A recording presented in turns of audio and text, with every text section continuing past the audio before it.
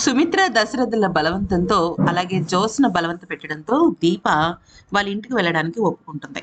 అయితే దీప వాళ్ళ ఇంటికి అంటే తన పుట్టింటికి తనే మొట్టమొదటిసారి 25 తర్వాత అడుగు పెట్టడం అంటే అది మామూలు విషయం కాదు.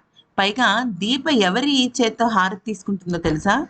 ఏ ఏ పారిజాతం అయితే దీప జీవితాన్ని తారుమారు చేసేస్తుందో అదే దీపాన్ని తను బొట్టు పెట్టి హారతిచ్చి లోపలికి పిలుస్తుంది.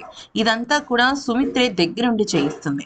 ఇక పారిజాతానికేమో దీపని చూసి కోపంతో ఊగిపోతుంటుంది. ఎందుకనంటే ఇప్పుడు గనక సుమిత్రని ఎవరు చంపించాలి అని చూసి పోలీసులు గనక పట్టుబడితే ఫస్ట్ పట్టుబడేది ఇక్కడున్న పారిజాతమే. అందుకనే దీపని తిట్టుకుంటూ హారతిచ్చి లోపలికి పిలుస్తుందనమాట. కానీ పాపం దీప మాత్రం చాలా ఇబ్బంది పడుతుంటుంది. కానీ దీప తన పుట్టింట్లో అడుగుపెట్టి ఒక రకంగా చెప్పాలి అంటే తన ఇంటికి తానే ఒక అతిథిలా వస్తుంది. ఆ తర్వాత జ్యోత్స్న దీప మీద విపరీతమైన ప్రేమను కురిపిస్తుంది. నా గదిలోనే నువ్వు ఉండాలని, మా బావ కూడా ఉన్నాడని, మా బావ నిన్ను ఒక దేవతలా చూస్తాడని ఇట్లా రకరకాలుగా మాట్లాడుతూ ఉంటుంది. ఇక శివన్నారాయణ కూడా దీపను చాలా మనస్ఫూర్తిగా ప్రేమించడం మొదలుపెడతాడు. ఎందుకంటే తన రక్తం తన మనిషి. కానీ ఆ విషయం ఎవరికీ తెలియదు. సుమిత్రను కాపాడిన ఒకే ఒక విషయంతో తను ఆ ఇంట్లోకి తన కోటలోకి అడుగుపెడుతుంది. కానీ దీప మాత్రం ఆ ఇంట్లో ఉండడానికి ఇష్టపడక నేను ఇక్కడ ఉండలేను అంటే సరే అని సుమిత్ర అవుట్ హౌస్లో దీపకు ఉండడానికి ఏర్పాటు చేస్తుంది. అయితే ఈలోపు ఈ పారిజాతం శివన్నారాయణ దగ్గరికి వెళ్ళి ఈ దీపని ఎందుకండి మన నెత్తి మీద పెట్టారు అంటే ఇంకొక మాట మాట్లాడితే చెప్పుతో కొడతానని శివన్నారాయణ వార్నింగ్ ఇచ్చి అక్కడి నుంచి బయలుదేరుతాడు.